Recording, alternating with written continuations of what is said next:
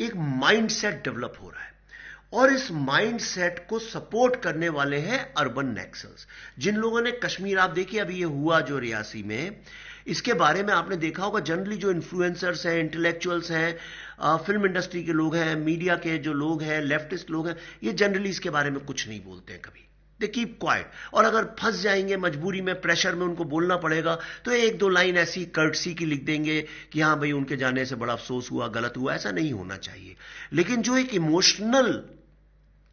Emotional आपने agitation या movement देखा होगा ब्लैक लाइव्स मैटर में, या ऑल आइज ऑन रफा में, अभी आप पूरी की पूरी फिल्म इंडस्ट्री खड़ी हो गई थी ऑल आइज ऑन रफा, इस तरह से जैसे कि बंबई के किसी सबर्ब में कोई अटैक हो गया हो जहां वो लोग रहते हैं, बैंड्रा में या वर्सोवा में। लेकिन ये आपको इमोशन इंटेंसिटी इस मामले में नहीं मिलेगी, और उसके पीछे रीजन ये है कि अर्बन नक्सल्स जो हैं वो बेसिकली एंटी इंडिया और एंटी हिंदू जो नैरेटिव है उसको एक इंटेलेक्चुअल सपोर्ट देते हैं। फिर उनकी जो दूसरा फ्रंट ऑफिसेज हैं वो देते हैं फाइनेंशियल सपोर्ट, और तीसरा जो है वो देता है ऑर्गेनाइजेशनल सपोर्ट। तो एक लेवल पे पैसा, आइडियोलॉजी और ऑर्गेनाइजेशन, और जो चौथी इनकी जो फ्रंट ऑफिस है वो इनको इंटरनेशनल नेटवर्क सपोर्ट देता है। तो चार हो गए। पहला आइडियोलॉजिकल सपोर्ट जो कि मीडिया, इंटेलेक्चुअल्स, बॉलीवुड, ये सब हो जाएगा।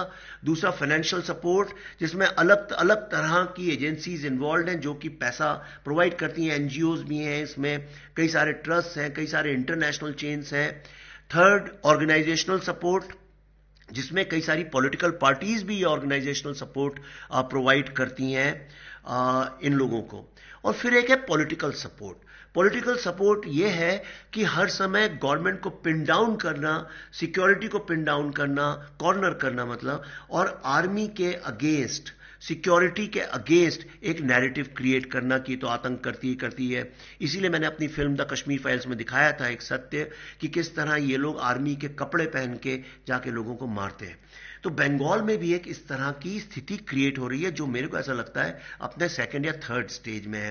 तो फर्स्ट स्टेज होता है एक नैरेटिव क्रिएट करना, सेकंड फिर एक गैसलाइट करना, एक कंफ्यूजन क्रिएट करना कि एक लड़ाई झगड़ा किसी के बीच में क्लैश करवा देना, और एक इसने किया कि उसने किया, इसने क्या किया उसने किया, आपको लगेगा दोनों ही झूठ है, जबकि ऐसा तो संभव नहीं है, और आप उससे इनडिफरेंट हो जाएंगे, आप उसको इग्नोर करने लगेंगे।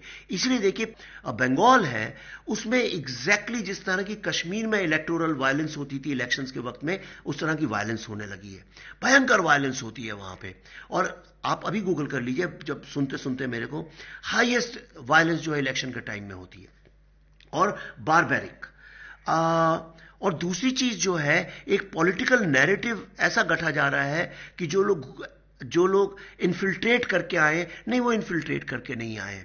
जो एक डेमोग्राफिक चेंज स्लोली बिल्कुल कश्मीर की तरह हो रहा है, नहीं ऐसा कुछ भी नहीं हो रहा है। और जो एक geographical, psychological, emotional and educational level पे जो एक पूरा इकोसिस्टम क्रिएट किया जा रहा है, उसको डिनाई कर दिया, नहीं ऐसा नहीं हो रहा है। कश्मीर में भी यही हुआ था, सब लोगों ने इन तीन चीजों को डिनाई किया था। और चौथा जो इसका पिलर है वो है मीडिया, इंफॉर्मेशन। अब तो इन्फ्लुएंसर्स जुड़ गए उसी मीडिया में, यूट्यूब भी जुड़ गया है।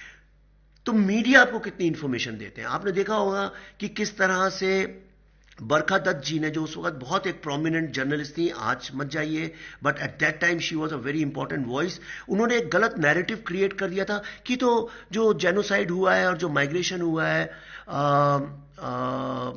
कश्मीरी हिंदुओं का, ये तो ऑपरेशन की कहानी है। एग्जैक्टली जैसा मोपला में इन्हें क्रिएट किया था, ये ऑपरेशन है। ये क्या है कि हिंदू लोग बड़े जमींदार थे और उनके अगेंस्ट ये गरीब मुस्लिम लोगों ने असर्शन किया है, अपनी हक की आवाज उठाई है। देखिए अब आप इसको समझिए, केरला में मोपला में यही फॉल्स नैरेटिव क्रिएट किया गया आज से 100 साल पहले। बंगाल में जब नक्सल मूवमेंट चालू हुआ तो भी यही नैरेटिव क्रिएट किया गया, और तीसरा कश्मीर में यही नैरेटिव किया गया, और यही अब घूम फिर के वापस बंगाल में आ रहा है। मेरे को ऐसा लगता है, ये मेरी अपनी फीलिंग है, प्लीज ऐसा मत मानिए, ये सत्य है, ये मैं आपसे कह रहा हूं, आई एम वार्निंग यू कि कहीं ऐसा तो नहीं कि ये बंगाल जो है वो कश्मीर के बाद एक नई लेबोरेटरी बन रहा है। और ऐसा ना हो कि जिस तरह, आप मुझे बताइए, आप इंडो बांग्लादेश बॉर्डर पे जो सुंदरबन का संदेश खाली वगैरह का जो पूरा एरिया है, क्या आप कभी प्लान करते हैं तो क्या आप बिना किसी फियर के, बिना किसी आशंका के वहां पे जा सकते हैं? You will think twice before doing that. And I have to think hundreds of times before doing that. मेरे तो अगेंस्ट पूरी पूरी गवर्नमेंट लगी रहती है उनकी. But think about it. और आप अगर एक यूनिवर्स में आवाज फेंकेंगे, आप अगर एक नैरेटिव क्रिएट करेंगे, लोगों को सावधान करेंगे, जैसे मैं आपसे बातचीत कर रहा हूं, तो आप देखेंगे कि यंग बच्चे जो हैं बड़े रिसेप्टिव हैं, वो समझेंगे, बंगाल के ही लोग समझेंगे.